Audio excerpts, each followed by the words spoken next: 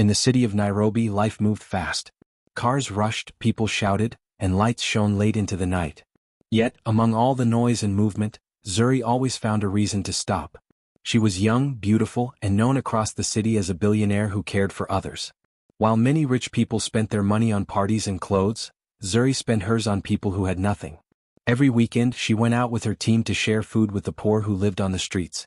That evening, the sky was heavy with dark clouds and rain began to fall. Zuri's car stopped near the old bus station, where many homeless people gathered. Her driver tried to give her an umbrella, but she shook her head. "It's fine," she said. "They don't have umbrellas either." She stepped into the rain with a basket of warm meals. People were happy to see her. Some called her Mama Zuri, others simply smiled and thanked her. She walked slowly, giving food to the children first. Then she saw a man sitting alone by a broken wall. He looked different from the rest. His clothes were torn and his hair was rough, but there was something quiet and strong about him. He was not begging. He was just sitting there watching the rain fall. Zuri walked closer. "Here," she said kindly, holding out a food box. The man looked up at her. His eyes were calm, almost peaceful. He smiled a little and said, "Give it to someone hungrier." Zuri blinked, surprised. In all her years of helping, no one had ever said that. "You don't want it?" she asked. He shook his head. "Someone else may need it more. I'll be fine." Zuri looked at him carefully. He didn't sound like a beggar. His voice was soft, polite, and clear. She could tell he was educated. Something inside her wanted to know more. She handed him the food anyway. "Please take it," she said. "You may not be as fine as you think." He looked at her again, smiled slightly, and took the box. "Thank you," he said. "You have a kind heart." The rain grew heavier and Zuri's assistant called out, "Madam, let's go before it floods." She nodded, turned to leave, but then looked back at the man. He was opening the food box carefully, not rushing.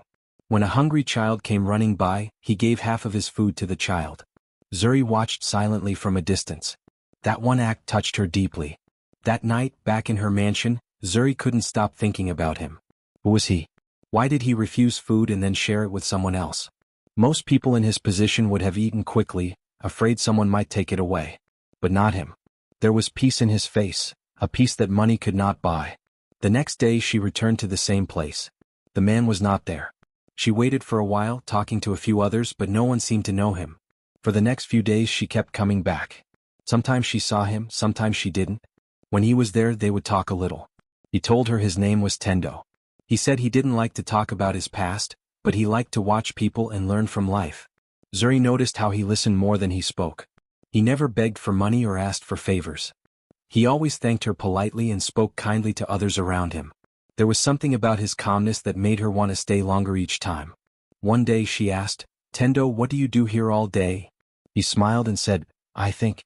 Sometimes I help the old men fix their carts, or I teach the children letters. But mostly I just think." Zuri laughed softly. "Think about what?" "About life," he said. "And how people rush so much that they forget to live." She found his answer strange but wise. For a man with no house, he spoke like someone who had everything. Zuri started bringing him small things, books, clean clothes, and sometimes a warm jacket. He accepted them gratefully but never with greed. One evening, as the sun set and painted the sky orange, Zuri sat beside him. "Do you ever wish for a different life?" she asked quietly. He looked at the sky and said, "Everyone does. But wishing doesn't change much. What we do with what we have, that's what matters." Zuri felt her heart stir. She had met many powerful men in her life, but none spoke like Tendo. He had nothing, yet he seemed richer in spirit than most people she knew. When she returned home, her friends teased her. "You spend more time on the streets than in your office," they said. She only smiled. "Maybe that's where real life is," she replied. A week later she went to visit again, bringing more food. The city was quieter that evening and the smell of rain was in the air. She saw Tendo sitting under a small shed, reading one of the books she had given him. The pages were a bit wet, but he didn't seem to mind. "You're reading that again?" she asked. He looked up and smiled. "Yes. Good words don't grow old." She sat down beside him and for a while they didn't speak. They just watched the rain fall and the people rush by. Zuri felt something strange, a peace she rarely felt even in her big house. She asked softly, "Tendo, why didn't you take the food the first time we met?" He thought for a moment and said, "Because I wanted to see if you would still care. Some people help only to feel good about themselves." But you waited. You came back. His words made her chest tighten. She realized that this man who had nothing had seen right through her, not in a rude way but with truth. For the first time she felt seen, not as a billionaire, not as a public figure but as a person. As night came she had to leave. "Good night, Tendo," she said softly. "Good night, Zuri," he replied. "Be careful on your way." That night, Zuri sat by her window and watched the city lights. Nairobi looked different now, not just buildings and cars but full of stories, full of people like Tendo who had lost much but still carried light inside them. She didn't know why, but she felt that meeting him was no accident. Something about him pulled her closer, something she couldn't yet explain. Maybe it was his peace. Maybe it was his strength. Or maybe it was the mystery behind his eyes. But one thing was certain. Zuri's life was about to change forever, and it all began with a simple meeting on a rainy night. Zuri could not forget the man she had met under the rain. Something about Tendo stayed in her thoughts. His calm voice, his gentle smile, and his strange peace made her feel curious and comforted at the same time. In her big office filled with gold furniture and glass walls, she often caught herself thinking about the quiet man who had nothing but seemed happier than most people she knew. A week after their first meeting she went back to that street. It was a bright afternoon. The noise of cars, street sellers and children filled the air. Tendo was there, sitting under a tree helping two little boys write letters on a piece of cardboard. When he saw Zuri he smiled warmly. "You came back," he said simply. "I said I would," she replied, smiling back. "You're teaching them?" He nodded. "They want to learn to write their names. Everyone deserves to know their own name." Zuri felt something stir in her heart. She sat beside him, watching how patient he was with the children. His voice was soft and he encouraged them gently when they made mistakes. For a man who owned nothing he gave so much. Over the next few weeks, Zuri kept visiting. Sometimes she brought food, sometimes books and sometimes just her time. They talked about many things, life, people and dreams. Tendo never complained about his situation. Instead he spoke about kindness, honesty and faith. "You seem happy, Tendo," she said once. "Even when you have so little." He looked up at the sky and said, "Happiness is not about what you have. It's about what you give." Zuri was quiet. His words stayed in her mind for days. At her charity office, Zuri worked hard to help people find jobs, pay school fees and build shelters. But she had always believed that some people needed guidance, not just money. When she looked at Tendo she saw a man who could guide others, even though he lived on the street. One morning she told her manager, "I know someone who could help at our center. He's kind and wise. I think he can make a difference." Her manager frowned. "Do you mean the man you've been helping? The homeless one?" "Yes," Zuri said firmly. "His name is Tendo. Give him a chance." A few days later, Zuri returned to the street with an offer. "Tendo," she said softly, "I want to ask you something. Would you like to work at my charity? We help people find jobs and give them hope. You could help teach and talk to others." Tendo looked surprised. "You would hire me?" Zuri smiled. "Not hire, invite. You don't need fancy clothes or big words. You just need your heart. I see how you talk to people here. You lift them up." For a moment Tendo didn't speak. Then he nodded slowly. "If you believe I can help, I will try." The next week he started working at the charity. The other workers were curious at first. Some whispered behind his back. "He's just a homeless man," they said. But Zuri told them calmly, "Let him show you who he is." Within days, everyone began to notice his kindness. He greeted people warmly, helped carry boxes and spoke gently to visitors. When poor families came for help, he listened to them as if their words truly mattered. He remembered names, smiled often and never lost patience. One afternoon a mother came crying to the office. Her son had dropped out of school. Tendo spoke to her for almost an hour, calmly and kindly. The next day the boy returned with a shy smile and promised to try again. The staff watched in silence, amazed at how Tendo could reach hearts without shouting or judging. Zuri saw everything quietly. Every day she admired him more. He didn't ask for praise, didn't try to impress anyone. He just worked with honesty and care. When someone thanked him he always said, "It's not me. It's grace." After work, Zuri and Tendo often sat outside on a bench under the big jacaranda tree. They would talk while the purple flowers fell around them. She told him about her business life, meetings, travel and pressure. He listened with calm interest, never interrupting. Then she asked him, "Don't you ever wish for more, Tendo? A house, money, new clothes?" He smiled. "Of course I do. But those things are like shadows. They come and go. What stays is how you treat people. Zuri looked at him thoughtfully. You sound like a teacher. He laughed softly. Maybe life taught me enough to share. The bond between them grew stronger. Zuri began to feel something she couldn't name. It wasn't just admiration, it was trust, warmth, and something deeper. She felt peace when he was near, as if the noise of the world faded. One evening there was a heavy storm in the city. Zuri's car broke down near the old market, not far from where she had first met Tendo. She was cold, wet, and worried. Suddenly she heard a familiar voice behind her. Zuri. It was Tendo holding an umbrella. He had been walking home when he saw her car by the roadside. Without hesitation, he covered her with the umbrella and helped her to a small shop nearby. You shouldn't be out here, he said kindly. The roads flood fast. She smiled faintly. I could say the same to you. They both laughed softly. They waited there together until the rain slowed. Zuri looked at him. His face calm under the dim light, his clothes soaked but his eyes full of warmth. Something in her heart moved quietly, something she didn't understand.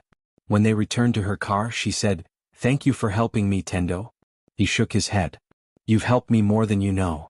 After that night, Zuri found herself thinking of him even more.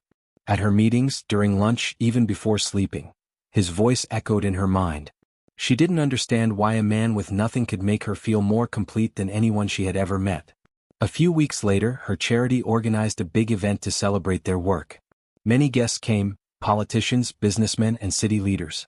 Zuri invited Tendo too. When he entered the hall wearing a clean shirt she had given him, everyone turned to look. He carried himself with quiet dignity, smiling politely as he spoke to people. Some whispered, He looks different, while others said, Who is he really? When it was time for Zuri to give her speech, she stood at the stage and said, I started this charity to help others. But sometimes, the one we think we are helping is the one helping us. She looked at Tendo, who sat quietly at the back. There's a man here who reminds me every day that true strength has nothing to do with wealth. It comes from kindness, faith, and peace. People clapped, and Tendo lowered his head humbly. That night, as they left the hall, Zuri walked beside him. You've changed the way I see life, she said softly. He smiled. And you've changed the way I see people. They both stood there for a moment, looking at the stars over the city. Neither spoke again, but something unspoken passed between them, something pure, quiet, and strong. As Zuri drove home that night, she felt her heart full. She realized that Tendo, the man who once sat alone by the roadside, had brought new meaning to her life. He had no money, no power, and no fame, yet he had given her something priceless. And though she didn't say it out loud, she knew that her bond with him was something far deeper than friendship. It was the beginning of something beautiful that even she could not explain. Tendo lived a quiet life now, but his silence carried a deep story that no one around him knew. Each morning when he walked to Zuri's charity office, he passed by tall glass buildings that once belonged to the world he had left behind. He would look up at them for a moment, then lower his eyes and keep walking. Those walls of glass once held his name, Tendo Mwangi, founder and CEO of Mwangatech, one of the biggest technology firms in East Africa. Years ago, people had known him as a man of vision, success, and respect. But that world had been taken from him in a single night. It had started with trust. Tendo had built his company from nothing with two friends who had promised loyalty. They worked hard together, shared dreams, and made millions. But as the company grew, so did greed. One of them began making secret deals. The other joined in, hungry for power. When the time came, they turned against Tendo, accusing him of corruption, stealing funds, and mismanaging the company. He remembered that night clearly, the flashing cameras, the news headlines, and the shame that spread like fire. Investors pulled out, his accounts were frozen, and his reputation collapsed. He tried to fight, but the betrayal came from people he had loved like brothers. He couldn't bear it. So he disappeared. For years he lived away from everything. No suits, no offices, no more business talks. He moved quietly through the city, working odd jobs, helping strangers, learning how to live simply. He told no one who he really was. He wanted peace more than revenge. And then he met Zuri. At first, he thought she was just another rich person trying to feel good by helping the poor. But she was different. She looked people in the eyes. She listened. She treated him not like a project, but like a person. And when she spoke to him, she spoke with warmth, not pity. He began to feel something inside him that he hadn't felt for years: hope. Working at her charity gave him purpose again. He saw people rebuilding their lives, and he helped them with the same patience he once used to guide his employees. But every time Zuri smiled at him he felt something deeper, something dangerous: love. It started slowly like a small flame. He loved her kindness, her laugh, the way she wiped tears from a stranger's eyes. He loved how she never showed off her wealth, how she was humble in everything she did. Sometimes when they spoke late in the evening and the office was quiet, he would look at her and think, she deserves to know who I am. But fear stopped him. He told himself, she likes me now because she thinks I'm a simple man. If she finds out I was once a CEO, she'll look at me differently. He couldn't bear that thought. He didn't want to lose the peace he had found. So he kept his secret buried deep inside. One afternoon, as the sun poured through the office windows, Zuri brought him tea. You work too hard, she said with a smile. Even my managers don't stay this late. Tendo smiled faintly. Old habits, he said. What habits? She asked playfully. He looked down at his cup and replied, the habit of responsibility. When you've led people once, it never leaves you. Zuri tilted her head. You talk like a leader, Tendo. Have you ever been one? The question froze him. For a second the air in his chest stopped. He forced a small laugh. No, just a man who's lived long enough to see mistakes. She didn't push further, but her eyes lingered on him as if she felt there was more to his story. That night, Tendo walked home slowly, the sound of her voice echoing in his mind. He wanted to tell her everything, his name, his company, his fall. But what would she think? Would she pity him? Would she think he had used her kindness? He sighed deeply. The truth, he thought, could wait. As the weeks passed, Zuri and Tendo grew closer. They shared lunch together sometimes or long conversations about life and dreams. He made her laugh easily and she brought lightness back into his world. She often asked for his advice on charity projects, and his ideas always worked. You think like a businessman, she said one day. You should have been one. He smiled quietly. Maybe once, he said under his breath. She didn't catch it. Sometimes, when she talked about her struggles with investors or partners, he wanted to tell her how to handle them, from the deep experience of someone who had faced far worse. But he held back, afraid to reveal too much.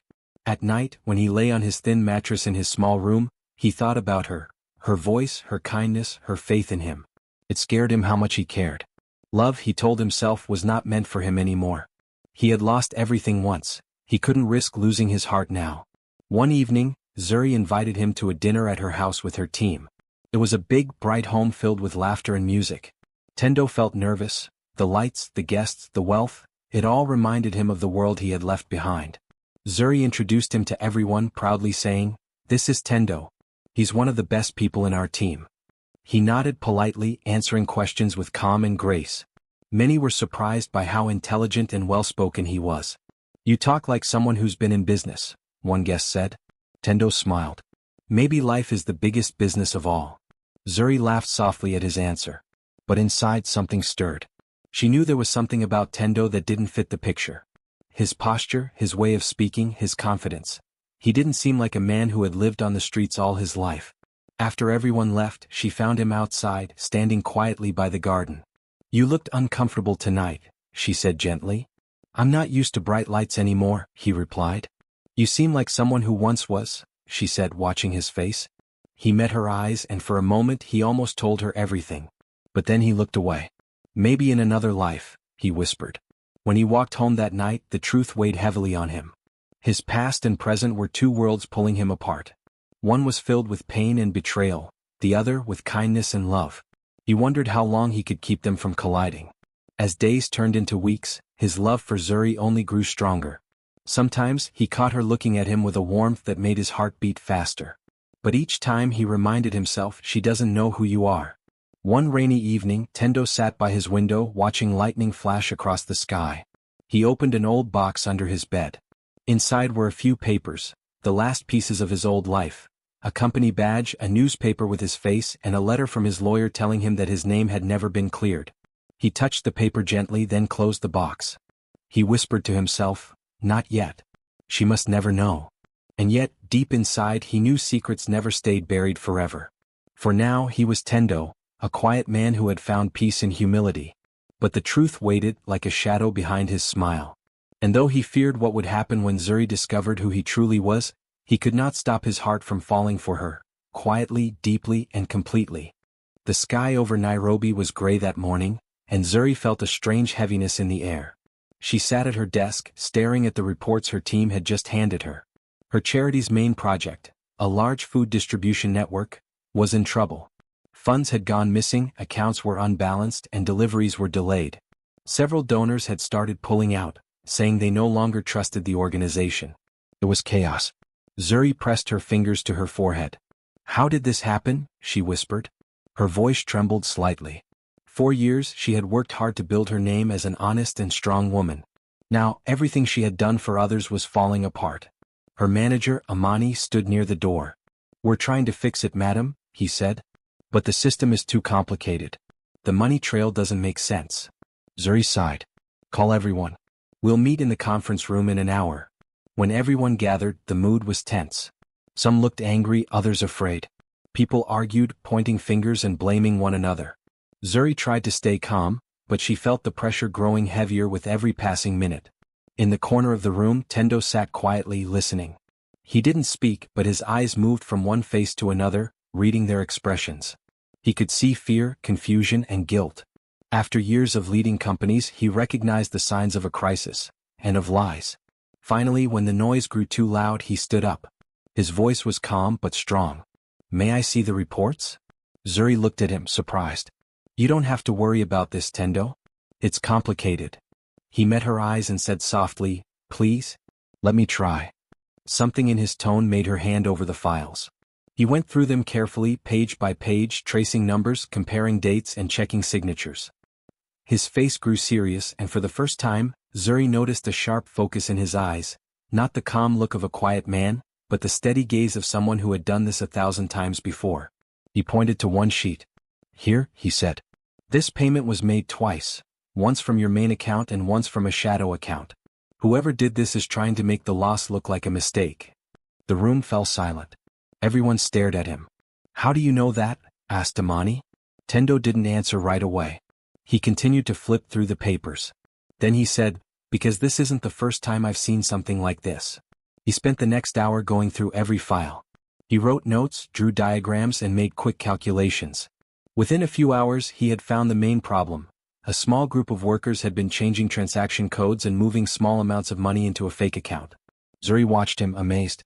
It was as if he had turned into a completely different man.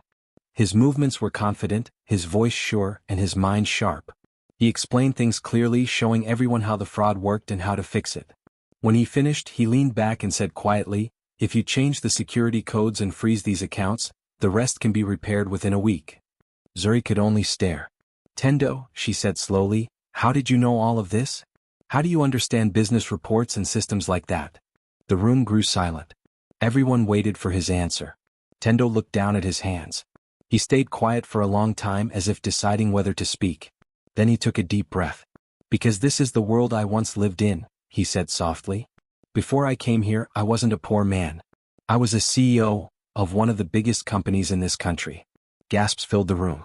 Zuri blinked. "What did you say?" "I was the head of Mwangatech," he continued, his voice steady but low. "A technology company. Years ago, I was betrayed by the people I trusted most, my business partners. They accused me of stealing from the company. I lost everything, my name, my money, my home. The truth didn't matter. People believed the lies." He paused, his eyes distant as he remembered. "I tried to fight, but the world turned its back on me. So I left it all. I walked away. I lived quietly with no one to impress, no one to trust. That's how I ended up on the street, where you found me." The room was silent except for the sound of rain tapping the windows. Zuri couldn't speak.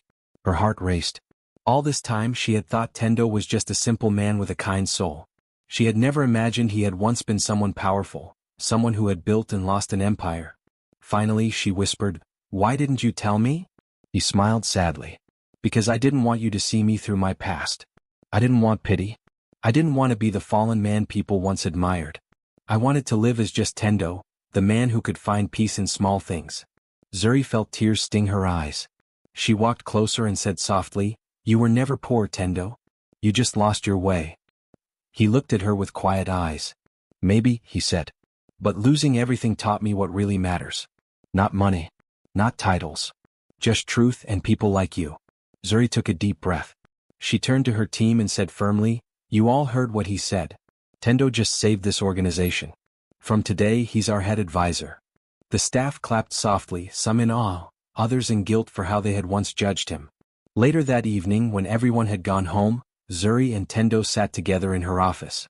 The rain still fell outside and the city lights shimmered on the wet streets. "You should have told me sooner," Zuri said gently. He smiled faintly. "Would you have believed me?" She thought for a moment, then shook her head. "Maybe not. But I would have listened." They sat in silence for a while.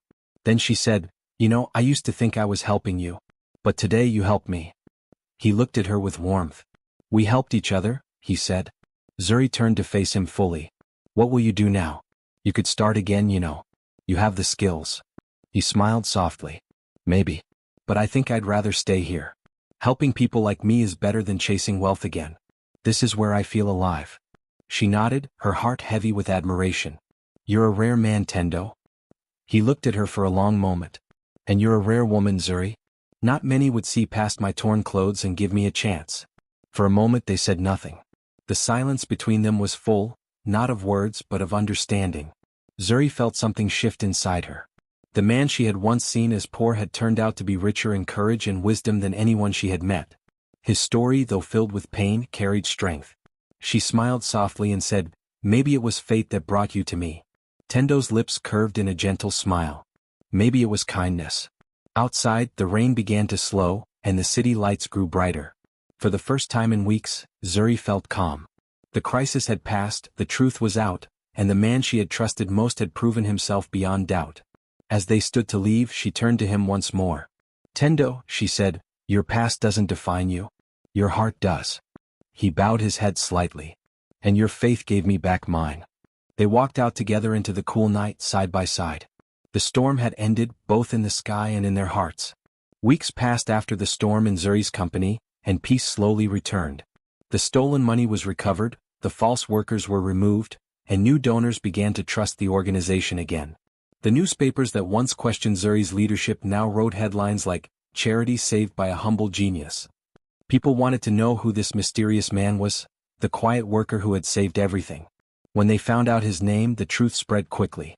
Tendo, they said, the man who once lived on the street, was actually the former CEO of Moengatech. The story shocked the city. People who had once passed him without a glance now spoke his name with respect. The business world that had once turned its back on him began to send messages, letters, and calls. Some of his old partners even came to see him, full of regret. They asked him to return, to take back his position as head of the company. But Tendo smiled kindly and said no. One afternoon he stood by the window of Zuri's office, watching the streets below. Cars moved like silver fish through the rain, and the air smelled fresh and alive. Zuri walked in holding a letter. "It's from Moengatech," she said, smiling. "They're asking again. They want you to come back, this time as chairman." Tendo chuckled softly. "They don't give up, do they? Would you really turn them down?" she asked. He nodded. "Yes. That life was full of power but empty of peace. I lost myself there once. I won't go back to a world that only measures worth by money." Zuri smiled, her eyes full of admiration. "So what will you do now?" He looked around the small office, the place filled with laughter, hope, and the quiet hum of people working for others. "I'll stay here," he said softly. "This place gave me back my purpose. You gave me back my faith." Zuri said nothing for a while. She simply watched him, her heart warm and full. She had seen many men in her life, strong ones, rich ones, proud ones. But none had the strength of this man who had lost everything and still carried kindness in his heart. As the months passed, Tendo became a key part of the charity. He taught the young workers how to manage money wisely, how to plan projects, and how to lead with honesty. The people respected him deeply. Many didn't even know his full story, they just knew that whenever something went wrong, Tendo would fix it quietly without pride or noise. Sometimes, Zuri and Tendo visited the same streets where they had first met. The children there would run to them, shouting their names. They handed out food and clothes together, laughing with the people and listening to their stories. One night, after a long day of helping families rebuild their homes after a flood, they sat on a wooden bench near the river. The moon was bright above them and the water shimmered like silver. Zuri looked at him and asked, "Do you ever miss your old life?" Tendo smiled gently. "Sometimes. But only the part where I could make things happen. The rest, the greed, the lies, the loneliness, I don't miss that." She nodded slowly. "You know," she said softly, You could have gone anywhere. You could have rebuilt your empire. But you stayed. He turned to her, his eyes calm. I stayed because I found something better than an empire. Zuri smiled. And what's that? You, he said simply. For a moment the world seemed to pause. The wind blew softly and the sound of the river filled the silence. Zuri felt her cheeks warm, but she didn't look away. You always say the right thing, she whispered. Maybe because I spent too many years saying nothing, he replied with a quiet laugh. They both laughed then, their voices blending with the night air. It was a moment of peace, simple and pure. Soon after, their relationship became known.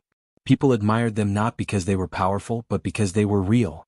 Zuri, the billionaire who cared for the poor, and Tendo, the man who had lost everything but found himself again through kindness. At public events, people often asked Zuri how it happened. Why him? They would ask with curious smiles. She would laugh softly and say, because I fell in love with his heart, not his home. That answer touched everyone who heard it. Tendo and Zuri's love became more than a story, it became a lesson. Many who had once judged others for their looks or wealth began to change their views. People started helping those they once ignored. The streets where Zuri had first found Tendo now had food stands, small shelters and lights that stayed on at night. Tendo and Zuri often walked there together, hand in hand. They didn't speak much, they didn't have to. The quiet between them said everything. Sometimes, Tendo would stop to talk to men sitting on the roadside, offering advice or work opportunities.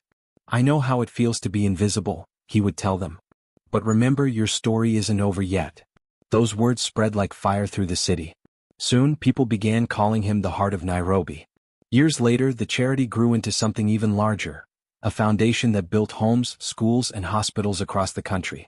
Zuri handled the business side and Tendo oversaw the human side. Together, they made sure that every decision was made with compassion.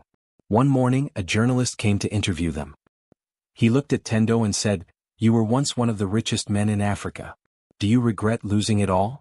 Tendo smiled and shook his head. "I didn't lose everything," he said. "I just lost what didn't matter." The journalist then turned to Zuri. "And you, Miss Zuri, you're known as one of the most generous women in Kenya. What made you fall in love with him?" She looked at Tendo, then back at the journalist. "Because I fell in love with his heart, not his home." Her voice was soft but full of pride. Those words appeared in the newspaper the next day, written in bold letters. They became a quote many people remembered and shared. Years later, when the foundation opened its biggest shelter, a home for the homeless, they named it the Heart Haven. At the opening ceremony, Tendo gave a small speech. He looked at the crowd and said, "Once I had everything and lost it all. Then I had nothing and found everything. Sometimes, life takes away what you think you need to give you what you truly deserve."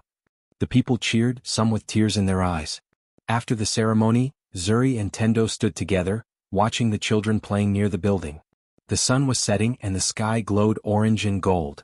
"This is it," Zuri said softly. "Our new beginning." Tendo took her hand. "And may it never end," he said with a smile. They stood there quietly, side by side, their hearts full. Around them, laughter echoed, and hope bloomed like flowers in the evening light. The woman who had once given food to a stranger and the man who had once refused it had built something far greater than wealth. They had built a life of truth, grace, and love. And from that day on, whenever people told their story, they didn't just talk about money or loss. They spoke about second chances, about faith, and about how two souls found each other in the most unexpected place. Zuri and Tendo's story became a reminder for everyone that love does not look at riches or titles. It looks at the heart.